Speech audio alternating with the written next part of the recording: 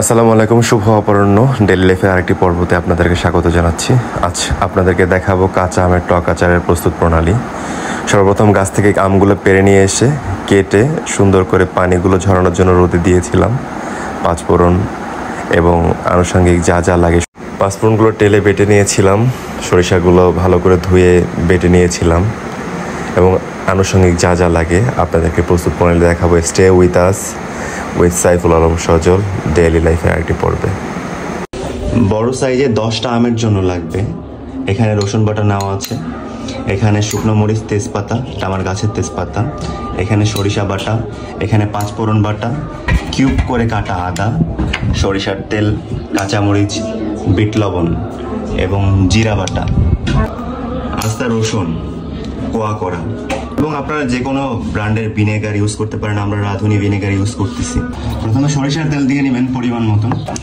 গোটা পাঁচফোড়ন দিয়ে দিবেন 1 চামচের মতন, তেজপাতা আর শুকনো মরিচ নাড়তে থাকুন। তেলটা ফুরন ওঠা পর্যন্ত ওয়েট করেন। ব্র্যান্ডের সরিষার তেল নিলে খুব সুন্দর একটা অ্যারোমা পাবেন। এবার ফুরন ওঠার পরে দিয়ে দিচ্ছি সরিষা বাটা। সরিষাটা বাটা দেওয়ার পরে ভালো করে নেড়ে চেড়ে নেবেন। এরপরে দিয়ে দিচ্ছি আমরা রসুন বাটা। অনবরত নাড়তে থাকবেন, নয়তো নিচে লেগে যেতে পারে। এবার 2 টেবিল চামচ হলুদের গুঁড়া, 2 টেবিল চামচ ধনিয়ার গুঁড়া, শুকনা মরিচের গুঁড়া এবং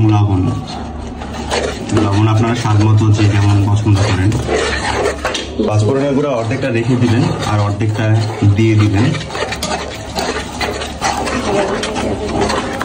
3 টেবিল চামচ জিরার গুঁড়ি দিয়ে দেওয়া হলো। চুলার আঁচটা কমিয়ে 3-4 মিনিট ভালো করে কষিয়ে নিন। মশলাটা কষানো হয়ে গেলে আপনার আস্ত রসুনের কোয়াগুলো দিয়ে দিবেন। এবার দিয়ে দিচ্ছি আমরা আদা, কিউব করা আদাগুলো। এই পর্যায়ে দিয়ে দিচ্ছি আস্ত কাঁচামরিচ।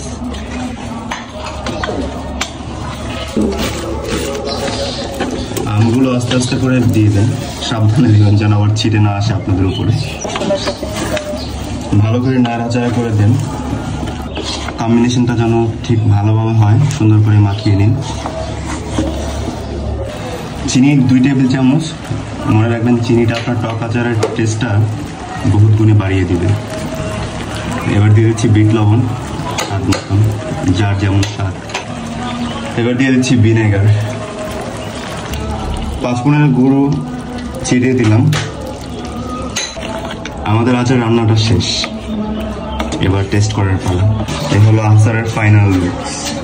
ওয়াও, ইয়ামি লাগতেছে দেখতে। টেস্ট করি।